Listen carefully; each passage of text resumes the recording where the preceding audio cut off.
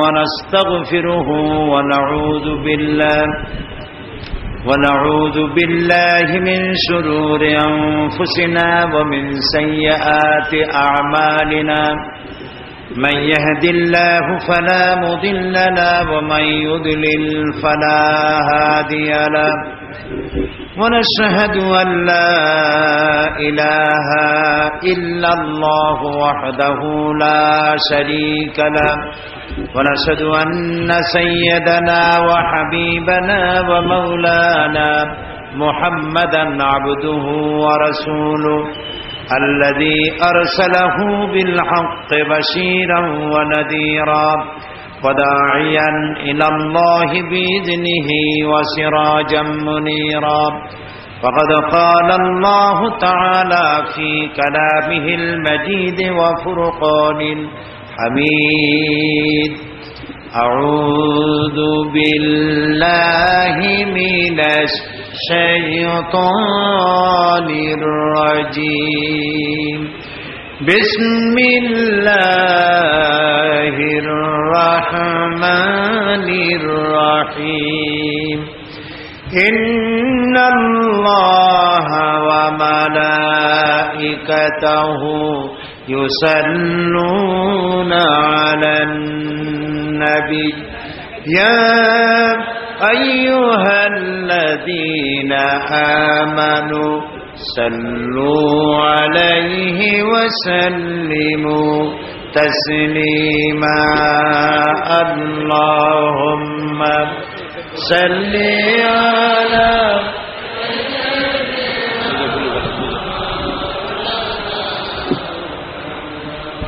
وعلى آل سيدنا مولانا محمد প্রাণ খুলে মহব্বতের সাথে সবাই পড়েন আল্লাহুম্মা সাল্লি আলা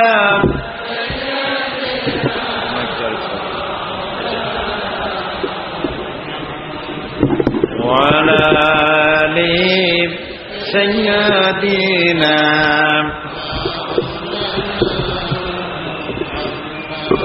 বালাগাল উলা বিকামালিহি كشف الدجى بجماله حسنت جميع خصاله صلوا عليه درفشانی نے تیری قطروں کو دریا کر دیا دل کو روشن کر دیا آنکھوں کو بینا کر دیا بلغ العلا بکمالہ کشف الدجى بجمالہ حسنت جمیع خصالہ صلوا علیہ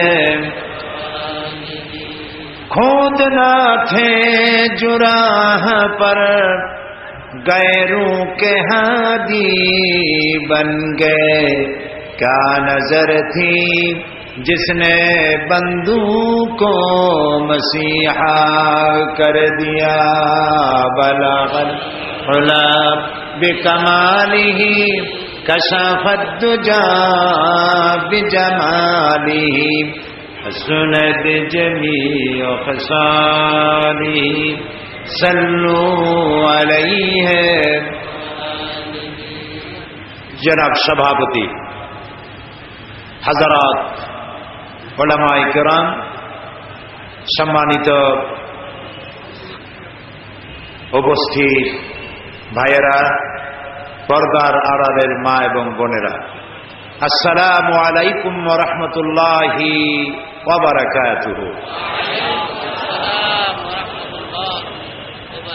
আমরা আল্লাহ রাব্বুল ইজ্জত ওয়াল জালাল তার দরবারে লাখো কোটি শুকর আদায় করি যে আল্লাহ তাআলা খিলগা ইসলামী পাঠাগার এবং সমাজ কল্যাণ পরিষদ কর্তৃক আয়োজিত 3 দিন ব্যাপী ঐতিহাসিক তাফসীরুল কোরআন মাহফিলের আজ 28তম বার্ষিকী উদযাপন উপলক্ষে আয়োজিত এ মাহফিলের প্রথম দিনে আমাদেরকে শরীক হওয়ার তৌফিক এনায়েত করলেন, সেই মনিবের দরবারে শুকরিয়া আদায় করি। আমরা সকলে পড়ছি আলহামদুলিল্লাহ। মহব্বতের সাথে আমরা সবাই পড়ি আলহামদুলিল্লাহ। রব্বানা লাকাল হামদ হামদান কাসীরান তাইয়্যিবান মুবারাকান ফীহি ইয়া রাব্বি লাকাল হামদু কামা ইয়ানবাগি লিজালালি ওয়াজহিকা ওয়া আযীমি সুলতানিকা। আমরা আল্লাহ তাআলার শুকরিয়া আদায় করে নিলাম। আল্লাহ তাআলা দয়া করে আমাদেরকে কোরআনের মাহফিলে হাজির করেছেন। তিনি যদি আসতে না দিতেন আমরা কেউ আসতে পারতাম না। এটি মাবুদের দয়া। পূর্ণ একটি বছর পর আবারও আমরা এই পল্টনের ঐতিহাসিক পল্টন ময়দান, অনেক ইতিহাসের চড়াই উতরাইয়ের সাক্ষী এই পল্টন ময়দান। এই ময়দানে আমরা কোরআনে কারীমের আলোচনা করার সুযোগ পাই প্রতি বছর। এটি আল্লাহ তাআলার মেহেরবানি। প্রশংসা করছি আল্লাহ পাকের, যিনি সুযোগ আমাদেরকে এনায়েত করেছেন। এবং আলোচনার শুরুতে আমি স্মরণ করছি ইসলামী পাঠাগার সমাজ কল্যাণ পরিষদের প্রতিষ্ঠাতা সভাপতি শহীদ আবুল কাসেমের কথা। আল্লাহ তাআলা তাকে জান্নাতুল ফেরদাউসের মেহমান বানিয়ে নিন এবং তার সমস্ত নেক আমলগুলি আল্লাহ তাআলা কবুল করে নিন। তার সাইয়াদগুলি আল্লাহ হাসানাত দিয়ে বদলায় দিন। প্রিয় ভাই সব, কোরআনে কারীমের মতো আজিম একখানা কিতাব পৃথিবীতে আর নাই। এটি সর্বশ্রেষ্ঠ এবং সর্বশেষ আল্লাহ পাকের তরফ থেকে বান্দাদের হেদায়েতের জন্য নাজিলকৃত কিতাব। এরকম আরেকখানি কিতাব পৃথিবীতে আর নাই, আর আসবেও না। এই কিতাবখানি আল্লাহ তাআলা নাজিল করেছেন আর বলে দিয়েছেন, ইন্না নাহনু নাযালনা যিকরা ওয়া ইন্না লাহু লাহাফিজুন। কোরআন নাজিল করেছি আমি, আর এর সংরক্ষণ করব আমি। সুবহানাল্লাহ। কোরআন সংরক্ষণ কে করবেন? যিনি নাজিল করেছেন তিনি সংরক্ষণ করবেন বলে ওয়াদা করেছেন।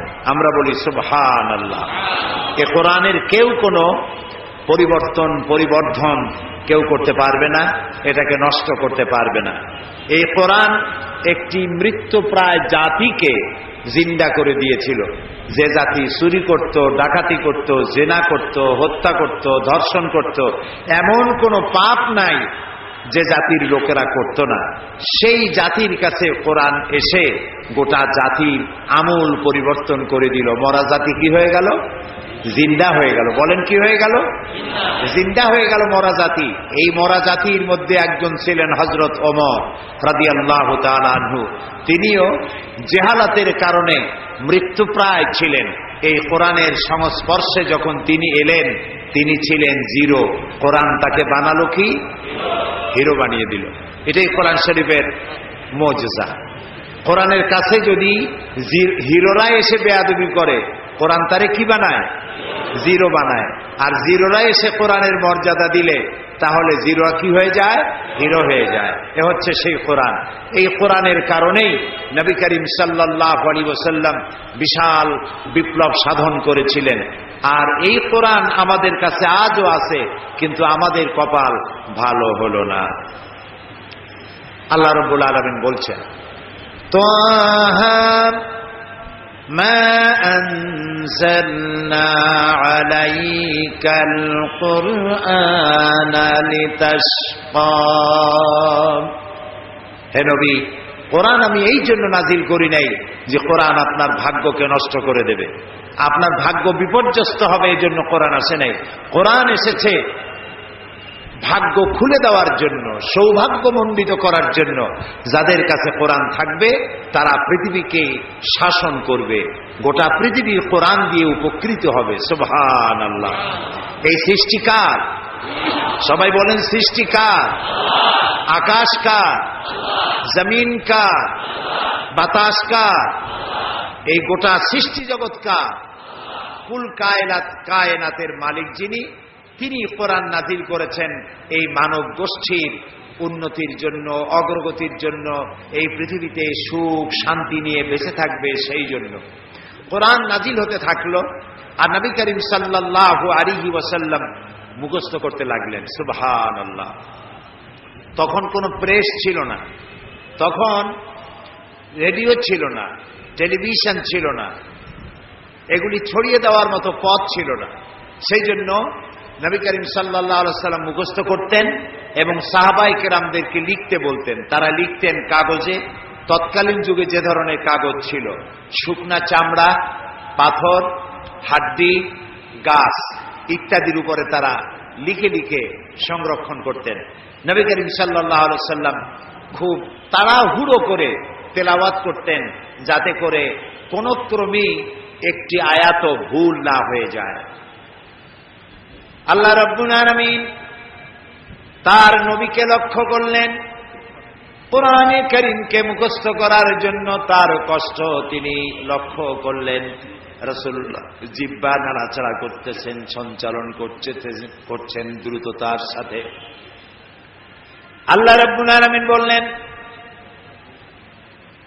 লা তুহাররিক বিহি লিসানাকা লিতাজালা বিহি।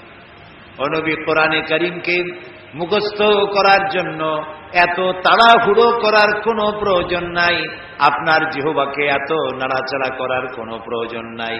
আপনি আপনার জিবরাইলের সাথে একবার মাত্র উচ্চারণ করে যাবেন, গোটা কোরআন শরীফ আপনাকে মুখস্থ করিয়ে দেওয়ার মালিক আমি আল্লাহ।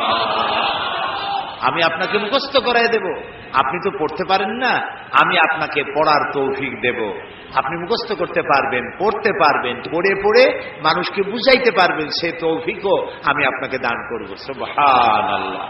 প্রিয় ভাই সব, নবী করিম সাল্লাল্লাহু আলাইহি ওয়াসাল্লাম যখন কোরআনে কারীমকে এভাবে তেলাওয়াত করতেন, কাফেরেরা মনে করত যে মুহাম্মদ সাল্লাল্লাহু আলাইহি ওয়াসাল্লাম না জানি তিনি পাগল হয়ে গেছেন। তাকে পাগল বলতো লোকেরা। বলেন নাউযুবিল্লাহ। রাসূলুল্লাহকে পাগল বলা হলে আল্লাহর অস্তিত্বের উপরে আঘাত লাগে। আল্লাহ রাসূল জবাব দেন নাই। তাকে যখন পাগল বলা হলো, আল্লাহ রাব্বুল আলামিন নিজেই জবাব দিয়ে দিলেন। তিনি বললেন, ওয়া মা সাহিবুকুম বিমাজনুন। তোমাদের সাথী তিনি পাগল নন। তোমাদের সাথী অন্তত 40 বছর পর্যন্ত তোমাদের সাথে তিনি ছিলেন। পাগলামির কি দেখেছো তার মধ্যে তোমরা? পাগলকে তা খুব তাড়াতাড়ি করে প্রমাণিত হবে। তোমাদের সাথী তিনি পাগল নন। হযরত ওমর তখনও ছিলেন জাহিল।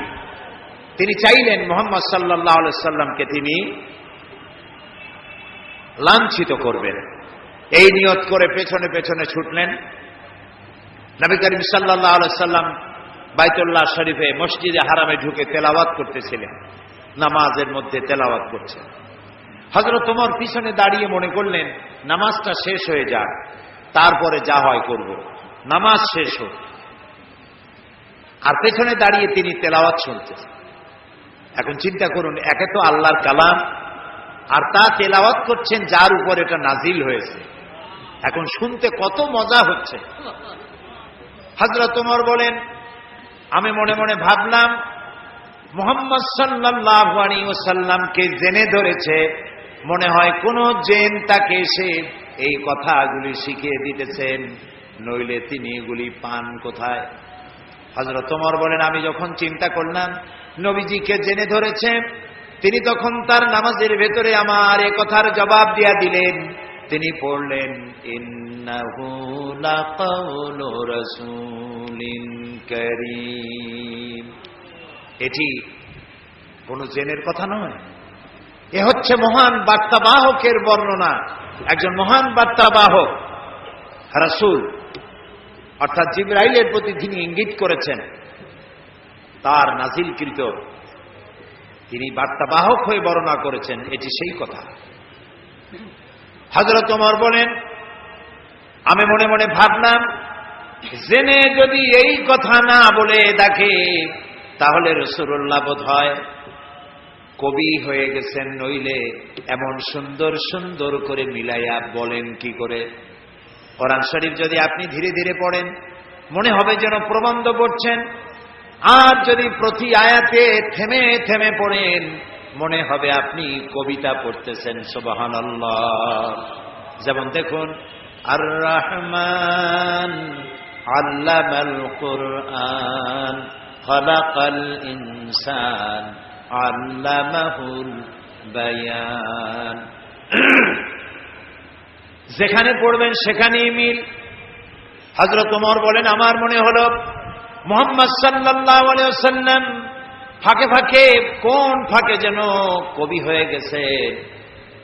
হযরত ওমর বলেন, আমি যখন মনে মনে ভাবলাম রাসূলুল্লাহ কবি হয়ে গেছেন, অমনি আল্লাহর নবী নামাজের ভিতরে তেলাওয়াত করলেন, ওয়ামা হুয়া বিকাউলি শাইরিন কালিলাম মা তুমিনুন। না, এটা কোনো কবির কথা নয়, তোমরা খুব কমই উপদেশ গ্রহণ করো। কাফেররা যখন রাসূলকে কবি বলেছে, আল্লাহ তাআলা এর প্রতিবাদ করেছেন। সুবহানাল্লাহ বলেন। আল্লাহ তাআলা প্রতিবাদ করেছেন। সূরা ইয়াসিনের মধ্যে দেখুন আল্লাহ তাআলা প্রতিবাদ করেছেন কি ভাষায়। রাসূলকে যখন কবি বলা হলো, আল্লাহ রাব্বুল আলামিন প্রতিবাদ করলেন, ওয়ামা আল্লামনাহু আশ-শি'রা ওয়ামা ইয়ানবাগী লাহু। আমি আমার নবীকে কবিতা শিখাই নাই, আর কবিত্ব আমার নবীর জন্য শোভনীয় নয়। বুঝতে পেরেছেন? লক্ষ্য করুন আল্লাহ কি বলছেন, আমি আমার নবীকে কবিতা শিখাই নাই, আর কবিতা আমার নবীর জন্য শোভনীয় নয়। কথাটি অত্যন্ত তাৎপর্যপূর্ণ। শোভনীয় নয়, এটা কেন? এটা এই জন্য যে কবিরা সাধারণত আবেগপ্রবণ হন, আবেগের উচ্ছ্বাসে কি বলতে কি বলেন দিশা করতে পারেন না। কবিরা তার কবিতা দিয়ে রোমাঞ্চ সৃষ্টি করতে পারেন, উন্মাদনা সৃষ্টি করতে পারেন, কিন্তু কোনো দেশ জয় করতে পারেন না। মানুষকে কোনো আদর্শের উপরে উদ্বুদ্ধ করতে পারেন না। কবিরা কবিতার মধ্য দিয়ে রোমান্টিক কবিতা লেখা এবং মানুষকে ভালোবাসা, প্রেম ইত্যাদি শিক্ষা দেওয়া, এগুলি পারেন। কবিরা ভাবের আবেগে লাগামহীন ঘোড়ার পৃষ্ঠে সওয়ার হয়ে তেপান্তরের মাঠ দিয়ে নিরুদ্দেশ্যের উদ্দেশ্যে যাত্রা করতে পারেন, কোনো লক্ষ্য থাকে না। দেখুন, আমি প্রমাণ করব, আমি কবিদেরকে হেয় করতেছি না। কবিত্ব একটি বিরাট প্রতিভা। পাগল ছাগলেরা কবি হইতে পারে না, একটু বুদ্ধিশুদ্ধি থাকা লাগে।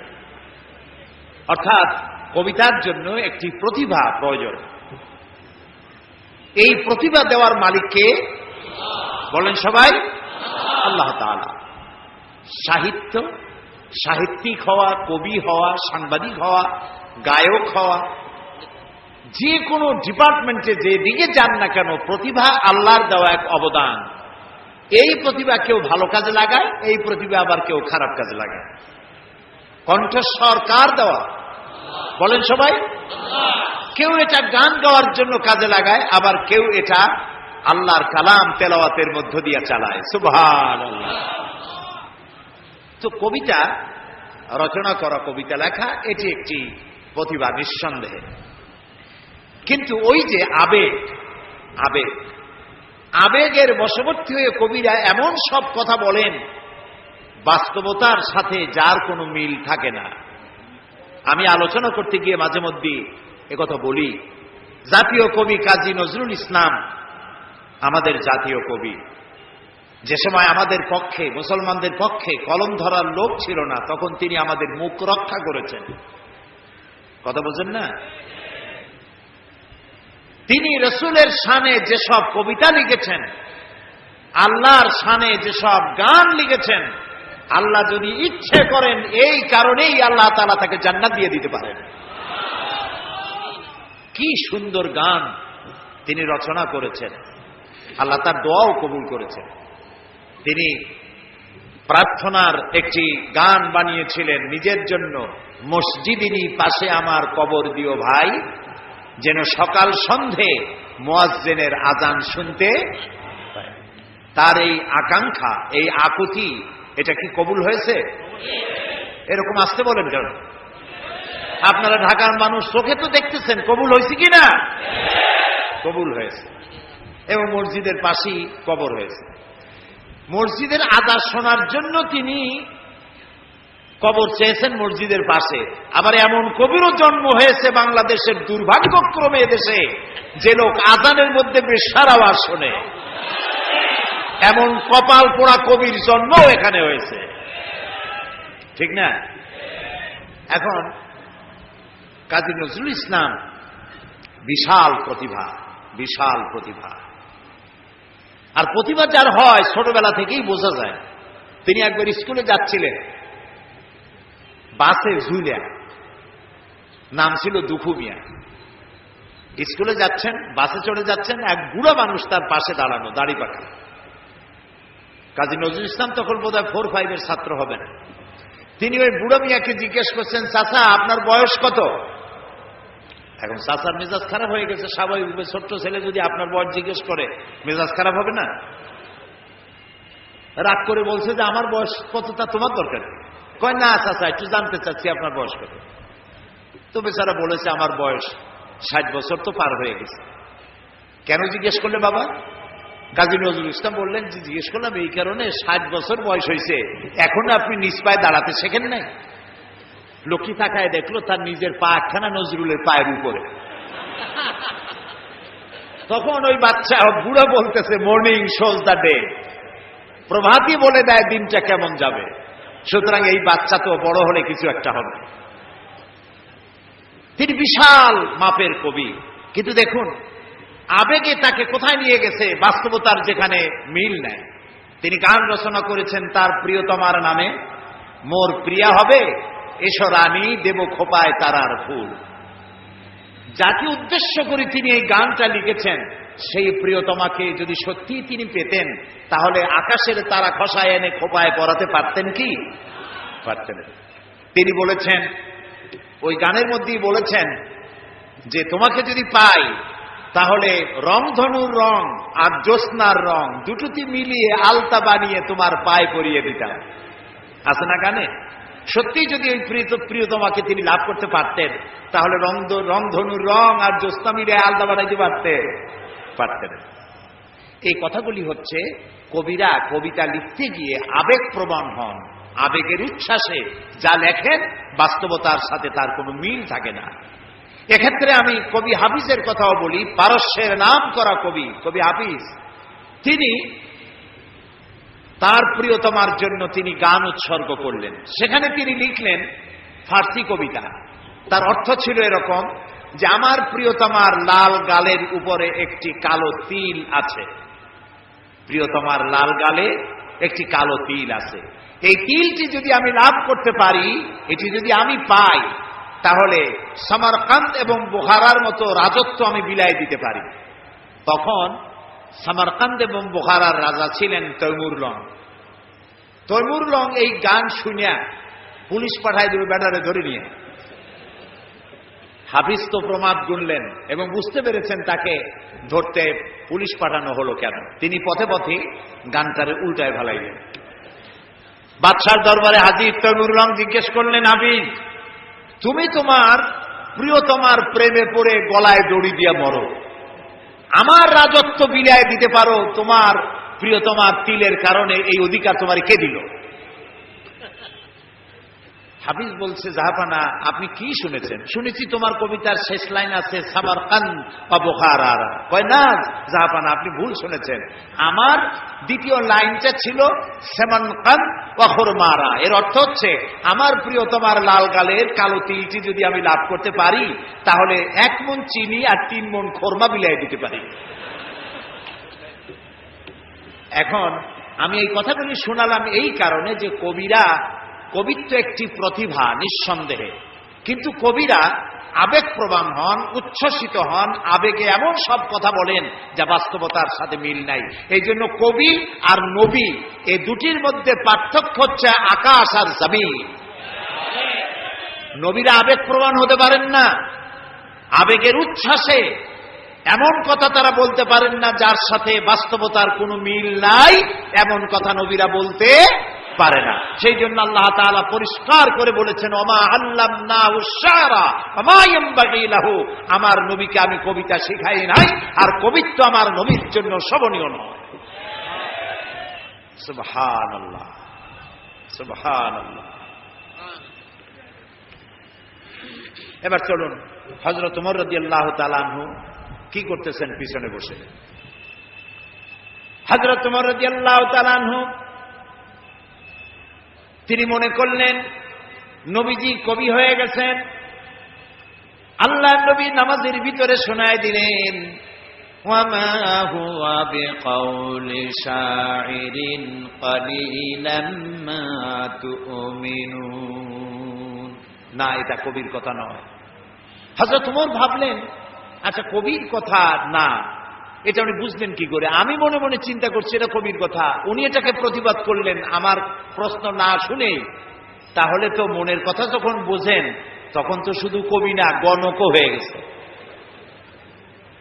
হযরত ওমর বলেন, আমি যখন মনে মনে ভাবলাম মুহাম্মদ সাল্লাল্লাহু আলাইহি ওয়াসাল্লাম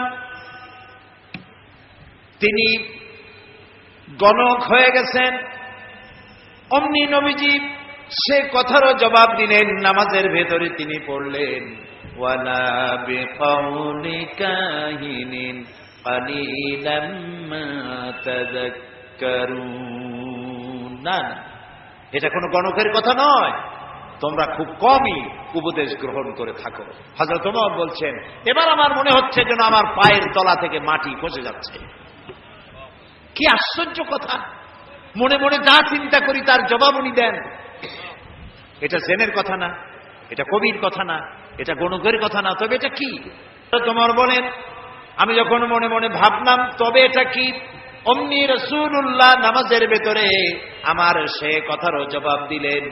তিনি পড়লেন, তানজিলাম মির রাব্বিল আলামিন। এটি আল্লাহ পাকের নাযিলকৃত কিতাব, এটি কোরআন। হযরত ওমর তিনি বলছিলেন, আমার মনে হচ্ছে না যেন ইসলাম, ঈমান তার শেকড় শুদ্ধ আমার কলিজার মধ্যে গেড়ে বসতেছে। কিন্তু তখনও তার কিসমতে ঈমান হয় নাই, ঈমান আনতে পারেন নাই। পরবর্তী সময় তো ঈমান এনেছিলেন। প্রিয় ভাই সব, আল্লাহ তাআলার কাছে আমার খুব আশা ছিল। দুনিয়ার 4টি মহাদেশের প্রায় অর্ধশত দেশ ভ্রমণ করেছি, কিন্তু মিশর আমার দেখা হয়নি। মুসা আলাইহিস সালামের দেশ, ফেরাউনের দেশ, ইউসুফ আলাইহিস সালামের দেশ, সালেহ আলাইহিস সালামের দেশ, ইব্রাহিম আলাইহিস সালামের শ্বশুর বাড়ি। তো আল্লাহ তাআলা সেই জায়গা দেখার তৌফিক দিলেন। গেলাম সেই জায়গায়, কায়রো থেকে প্রায় 600 কিলোমিটার দূরে তুরে সায়না, যেখানে আল্লাহ মুসা আলাইহিস সালামের সাথে কথা বলেছিলেন। আমার জীবন ধন্য। আল্লাহ তাআলা সেই জায়গাটাও দেখালেন যেখানে আল্লাহ মুসা আলাইহিস সালামের সঙ্গে কথা বলেছেন। তো আল্লাহ তাআলা সরাসরি কথা বলেন, কিন্তু দেখা যায় না তাকে। এই কোরআন শরীফে আল্লাহ তাআলা কি সুন্দর করে বলেছেন, সূরা তাহার মধ্যে এসেছে, মুসা আলাইহিস সালাম তিনি যাচ্ছিলেন তার স্ত্রী পরিজন নিয়ে। স্ত্রী ছিলেন গর্ভবতী, আসন্ন প্রসবা, ডেলিভারি হবে, প্রচন্ড ঠান্ডা ছিল, এখন আগুনের প্রয়োজন। তিনি দূরে দেখতে পেলেন একটা গাছের উপরে যেন আগুন দেখা যায়। তিনি ছুটলেন সেই আগুনের পানে। এবং বললেন ফাকালা লি আহলিহিম কুসু ইন্নী আনাস্তু নারান লাআল্লি আতীকুম মিনহা বিকাবাসিন আও আজিদু আলান নারি হুদা। তোমরা এখানে অপেক্ষা করো, আমি তো আগুনের মতো কি একটা দেখতেছি, আমি ওখানে যাই, হয়তো আগুন আনতে পারবো অথবা কোন একটা রাস্তা একটা কিছু পেয়ে যাবো। ফালাম্মা আতাহা নুদিয়া ইয়া মূসা ইন্নী আনা রাব্বুক ফাখলা নালাইক ইন্নাকা বিল ওয়াদিল মুকাদ্দাসি তুয়া। ও মূসা, যেটারে আগুন মনে করছো এটা আগুন না, এটা আমি তোমার রব। ফাখলা নালাইক, জুতা খোলো, ইন্নাকা বিল ওয়াদিল মুকাদ্দাসি তুয়া, এটা হলো পবিত্র উপত্যকা। আমি যখন সেই পবিত্র উপত্যকায় গেছি, এদিকে তুরে ছায়না, এদিকে আরেকটা পাহাড়, মাঝখানে দুই পাহাড়ের মাঝখানের সমতল ভূমিকে উপত্যকা বলা হয়। আমার এই আয়াত মনে পড়লো, সাথে সাথে জুতা খুলে ফেলে দিলাম। মূসা আলাইহিস সালামকে আল্লাহ বলেছেন ফাখলা নালাইক, জুতা খোলো। আমি আমার সাথীরা জুতা খুলে এগিয়ে গেলাম। আজান দিয়ে সেখানে আমরা জোহরের নামাজ আদায় করলাম, জোহর আসর জামআন ওয়া কাসরান আদায় করে নিলাম। তারপরে চলে গেলাম সেই জায়গায় যেখানে আল্লাহ তাআলা কথা বলেছিলেন, সেই জায়গাটা এখনো আছে। সুবহানাল্লাহ। আল্লাহ তাআলা বলছেন ওয়া নাখতারতুকা ফাসতামি' লিমা ইউহা। ও মূসা, আমি তোমাকে আমার জন্য বাছাই করছি। সুবহানাল্লাহ। আমি তোমাকে আমার জন্য বাছাই করেছি, এখন তুমি শোনো আমি কি বলি। ইন্নানি আনাল্লাহ, আমি আল্লাহ। সুবহানাল্লাহ, সুবহানাল্লাহ। আমি আল্লাহ, লা ইলাহা ইল্লা আনা, আমি ছাড়া কোনো ইলাহ নাই। ফাবুদনি ওয়া আকিমিস সালাতা লিযিকরি, অতএব আমার ইবাদত করো আর আমার শরণার্থে নামাজ কায়েম করো। সুবহানাল্লাহ। ওইখানে দেখলাম দুইটা ধর্মীয় প্রতিষ্ঠান, একটা হলো মসজিদ আর একটা হলো গির্জা, একদম গায়ে গায়ে লাগানো। দুনিয়ার ইহুদি খ্রিস্টান আর মুসলমানেরা এক জায়গায় নামাজ পড়তেছে আর যার যার মতো ইবাদত করতেছে, কোনো ঝগড়া নাই। ইহুদিরাও যাচ্ছে আর খ্রিস্টানেরাও যাচ্ছে, মুসলমানেরাও যাচ্ছে। আমি সেখানে একটা বক্তব্য রাখলাম, বললাম দুনিয়ার ঐক্য কোন রাজনৈতিক ঐক্যে পৃথিবীর মানুষকে ঐক্য বানাতে পারবে না, ইসলাম দিয়ে ঐক্য করা যাবে, এটাই হলো তার প্রমাণ। সেখান থেকে 5 দিনে 2000 কিলোমিটার জায়গা আমি দৌড়াইছি। হযরত সালেহ আলাইহিস সালামের কবর জিয়ারত করেছি, ইলিয়াস আলাইহিস সালাম, হযরত হারুন আলাইহিস সালাম, তারপরে হযরত লোকমান, কোরআন শরীফে যে সূরা লোকমান আছে, হযরত লোকমান, তার কবর জিয়ারত করার তৌফিক আল্লাহ তাআলা দান করেছেন। বিশাল দেশ, দেখার মতো বহুত কিছু আছে, কিন্তু দেখা হয় নাই। তখনও মুসা আলাইহিস সালামের সাথে বেয়াদবি করলো সেই মিস্টার ফেরাউন কই। তারপরে চলে গেলাম মিউজিয়ামে, পিরামিড দেখলাম, নীল নদ দেখলাম, আল্লাহ দেখাইলেন। তারা বলেছেন আমার জমিন ভ্রমণ করো আর মহাসত্যের অস্বীকারীদের কি পরিণতি করেছি তা দেখো আর তার দ্বারা শিক্ষা গ্রহণ করো। কাজে আল্লাহ দেখতে কইছে, শয়তান দেখা দরকার। ভিতরে ঢুকে দেখলাম গ্লাসের বক্স, সেখানে মিস্টার ফেরাউন চিতই শুয়ে আছে। হায় আল্লাহ, আল্লাহ শুটকি বানাই থুইছে, কাপড় দিয়ে জড়ানো, পাও দুইটা বাইর করা, হাত দুইটা বাইর করা, ঘাটটা এত বড় লম্বা, এরকম চিকুন, কল্লাটা আছে, একটা দাঁত আছে মুখে, হাতে পায়ে কিছু নখও আছে, মাথায় কিছু চুলও আছে। হাজার হাজার বছর আগের লাশ।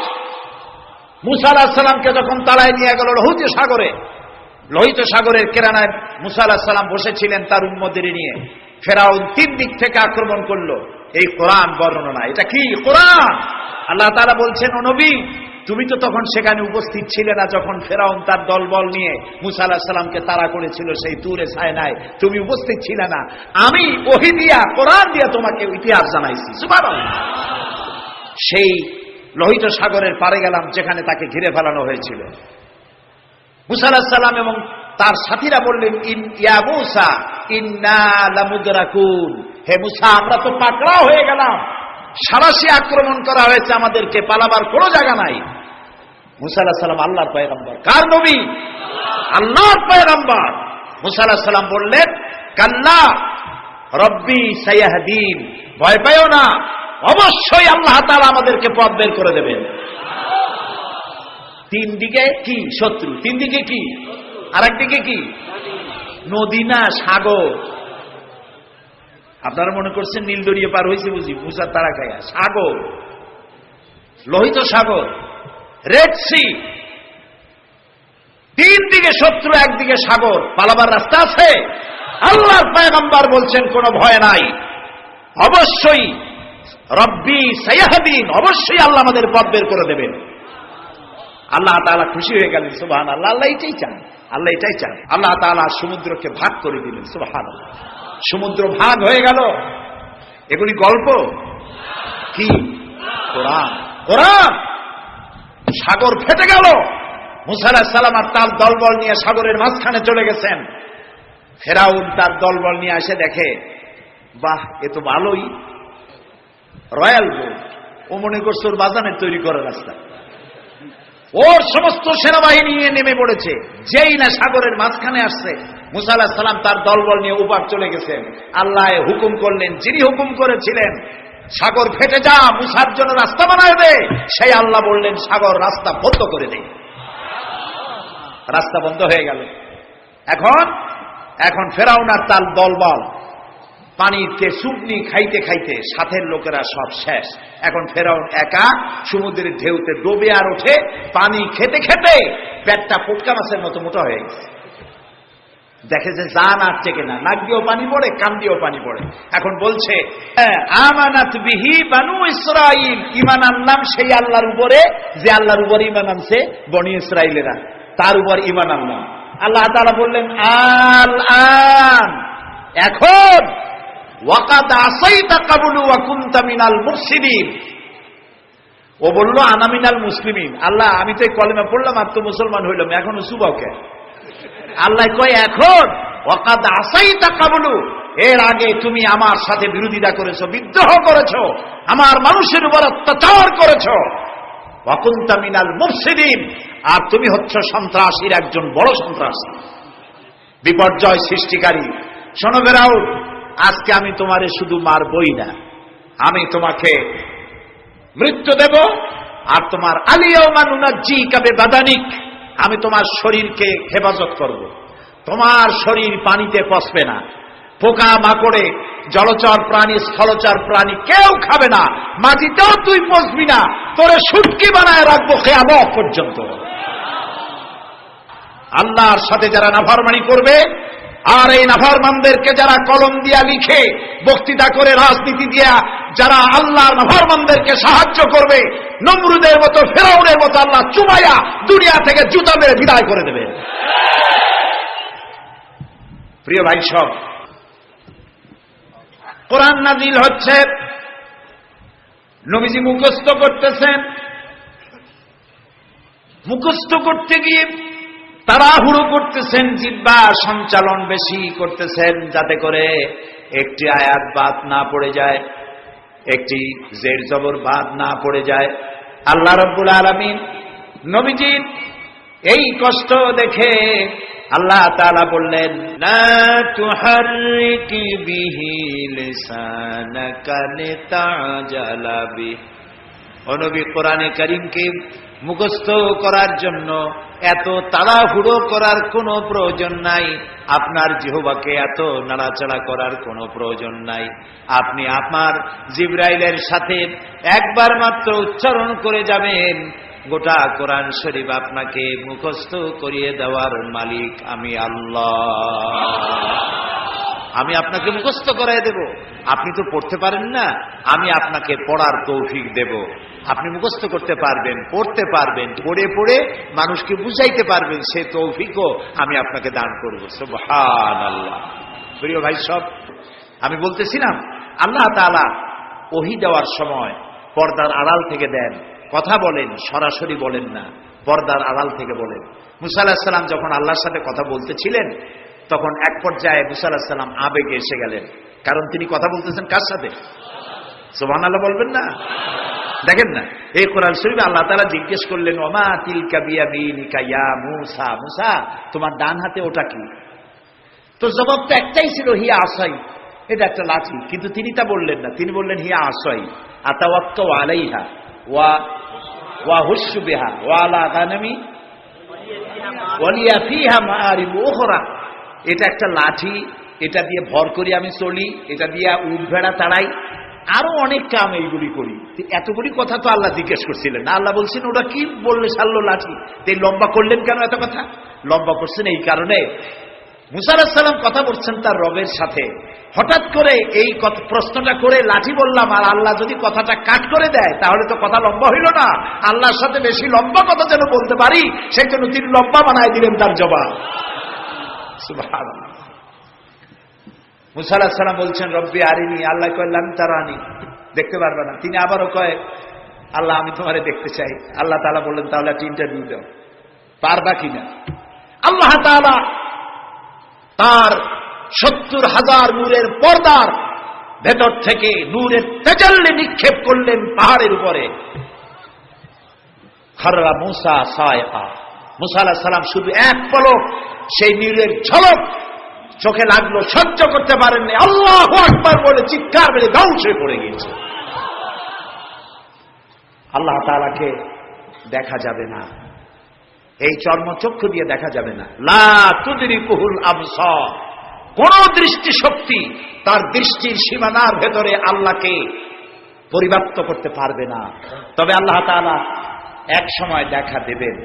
জান্নাতীদেরকে আল্লাহ তাআলা জিজ্ঞেস করবেন, ও আমার জান্নাতীরা, বেহেশতবাসীরা, দুনিয়ায় যেসব ওয়াদা করছিলাম এইসব কাম করলে জান্নাত পাইবা, তোমরা টাটকা টাটকা সুখগুলো বাদ দিয়া আমারে না দেখা, আমার দোজক না দেখা, জান্নাত না দেখা তাহাজ্জুদ করছিলা, দিন কায়েমের জন্য কষ্ট করছিলা, জেল খাটছো, জরিমানা দিয়েছো, ফাঁসির মঞ্চে চড়েছো, কিচ্ছু পরোয়া করো নাই, আমারে না দেখা তোমরা আমারে ভালোবাসছো, তো জান্নাতের যেসব ওয়াদা করছিলাম পাইছো?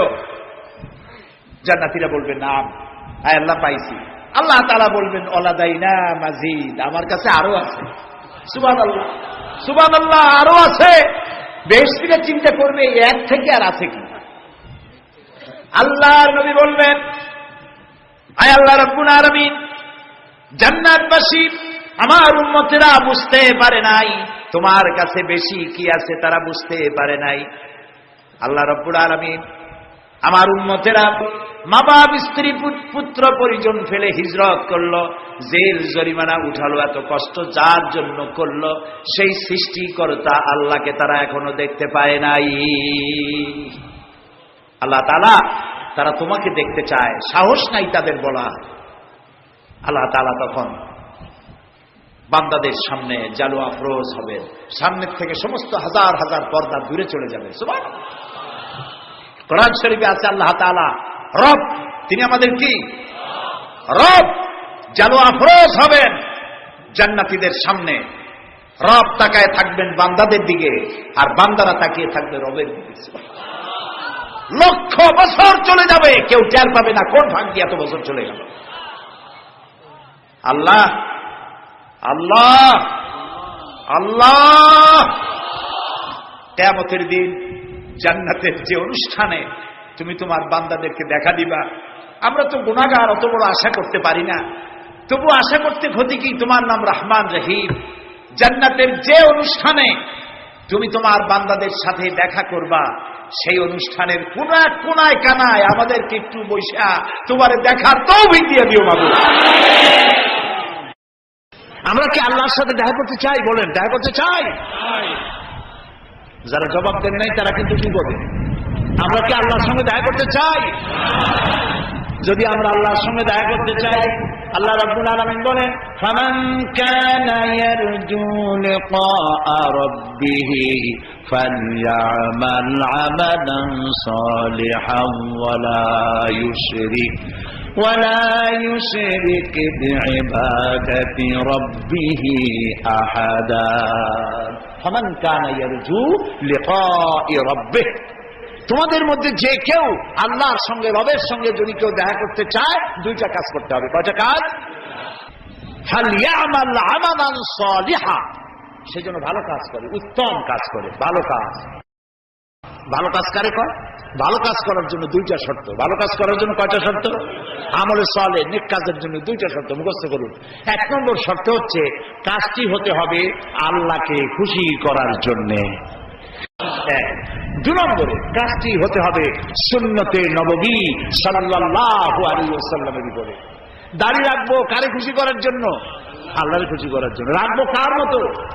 রবীন্দ্রনাথের মতো, কার্ল মার্কসের মতো, ম্যাক্সিম গোর্কির মতো? কার মতো? রাসূলুল্লাহ। বাস, আর দৃষ্টান্ত দিতে চাই না। আশা করি বুঝে আসছে কিনা? তাহলে আল্লাহ তাআলা বলছেন যে যদি তোমরা তোমার রবের সাথে দেখা করতে চাও, কয়টা কাজ করতে হবে? দুইটা। একটা কাজ হলো ভালো কাজ করো, নেক আমল করো। আর 2 নম্বরে হচ্ছে ওয়ালা ইউশরিক বিইবাদাতি রাব্বিহি আহাদা, আল্লাহর ইবাদতের সাথে কাউকে শরীক স্থাপন করো না। তাহলে আল্লাহ তাআলার সঙ্গে দেখা করা কিয়ামতে যাবে। প্রিয় ভাই সব, আমি আজকে খুব ক্লান্ত, বাকি কথাগুলি আগামীকাল বলবো ইনশাআল্লাহ। মোনাজাতের পরে আযান হবে, বা জামাত এশার নামাজ পড়ে যাবেন। আল্লাহুম্মা আমিন। রব্বানা যালামনা আনফুসানা ওয়া ইন লাম তাগফির লানা ওয়া তারহামনা লানাকুনান্না মিনাল খাসিরিন। আয় আল্লাহ তাআলা, হাজার হাজার মুসলমান নরনারী পল্টনের ময়দানে কোরআনে কারীমের কথা শুনে তোমার দরবারে হাত তুলেছি। মেহেরবানি করে জিন্দেগীর সমস্ত গুনাহ খাতা আমাদের মাফ করে দাও রব্বুল আলামিন। আমাদের মধ্য থেকে আমাদের মা বাপ যাদের দুনিয়া থেকে বিদায় হয়ে গেছে, কবরগুলিকে জান্নাতের টুকরায় পরিণত করে দাও। রব্বির হামহুমা কামা রব্বায়ানি সগীরা। সবাই পড়েন রব্বির হামহুমা কামা রব্বায়ানি সগীরা। হায় আল্লাহ তাআলা, तमाम পৃথিবীতে মুসলমানেরা বড়ই বিপদে আছে। আল্লাহ তুমি দয়া করে বিপদগ্রস্ত মুসলমানদেরকে সাহায্য করো রব্বুল আলামিন। আয় আল্লাহ তাআলা, আমাদের প্রিয় জন্মভূমি বাংলাদেশের উপরে রহমত নাজিল করো। এই কোরআনে কারীমের মাহফিলকে আগামী আরো 2 দিন চলবে। আল্লাহ তুমি দয়া করে তোমার আপন কুদরতে মাহফিল পরিচালিত করে দিও। আল্লাহ তাআলা, তোমার বান্দারা তাদের বন্ধু বান্ধব নিয়ে প্রতিদিন হাজির হতে পারে, কোরআন শুনতে পারে, আমল করতে পারে, তৌফিক দান করে দিও। আয় আল্লাহ তাআলা, কোরআন শরীফের মাহফিলে যারা আসেন এদের কাউকেই পথ খরচা দিয়ে আনা হয় না, খাইতেও দেওয়া হয় না, তোমার কোরআন শুনতে আসে। আল্লাহ, এই কোরআন পাগল মুসলমানদেরকে কোরআন বোঝার তৌফিক দান করে দাও, কোরআন আমল করার তৌফিক দান করে দাও। আল্লাহ তাআলা, ইসলামী পাঠাগার 28টি বছর ধরে কোরআনের এই খেদমত করছে তোমার দয়ায়। আল্লাহ তাআলা, তোমার বান্দাদের বসার জন্য বিশাল আয়োজন তারা করে। আল্লাহ তাআলা, তারা যেন ঋণগ্রস্ত হয়ে না থাকে, প্রতিদিন তোমার বান্দাদেরকে এদেরকে সাহায্য করার তৌফিক মন তুমি তৈরি করে দিও। আল্লাহ তাআলা, ইসলামী পাঠাগার ডেকোরেটরদের কাছে, মাইকের কাছে, লাইটের কাছে, প্রচার বিভাগের কাছে কোন রকম ঋণগ্রস্ত না থাকে, তোমার বান্দা বান্দিরা প্রয়োজন মাফিক পয়সা করি দিতে পারে, তৌফিক সকলকে দান করে দিও। আল্লাহ তাআলা, এই মাহফিল উপলক্ষে শত শত বুক স্টল এখানে এসেছে, যারা ইসলামের বই বিক্রি করে, কোরআন হাদিস ইসলামের বই, যেগুলি পড়লে পরে ইমান তাজা হয়। নোবেল, নাটক, উপন্যাস পড়লে পরে আর যাই হোক ইমান তৈরি হয় না, চরিত্র তৈরি হয় না। আল্লাহ তাআলা ইমান এবং চরিত্র তৈরি করার জন্য, জাহান্নাম থেকে বাঁচার জন্য, জান্নাতে যাওয়ার জন্য এইসব বইপত্র খরিদ করার তৌফিকও এই শ্রোতা বর্গকে আল্লাহ তুমি দয়া করে দান করে দিও রব্বুল আলামিন। আমাদের যার যে অসুখ বিসুখ আছে আল্লাহ তুমি মাফ করে দিও। আমাদের উপরে তোমার খাস রহমত আল্লাহ আমরা কামনা করছি। আল্লাহ তাআলা, হসপিটালে আমাদের অনেক রুগী আছে, তুমি জানো। আল্লাহ তাআলা, তুমি দয়া করে হসপিটালে যারা রুগী আছে রুগীদেরকে শেফায়ে আজেলা, শেফায়ে কামেলা দান করে দিও। ربنا تقبل منا إنك أنت السميع العليم وتب علينا إنك أنت التواب الرحيم سبحان ربك رب العزة عما يصفون وسلام على المرسلين والحمد لله رب العالمين واجعل آخر كلامنا عند الموت لا إله إلا الله محمد رسول الله। السلام عليكم।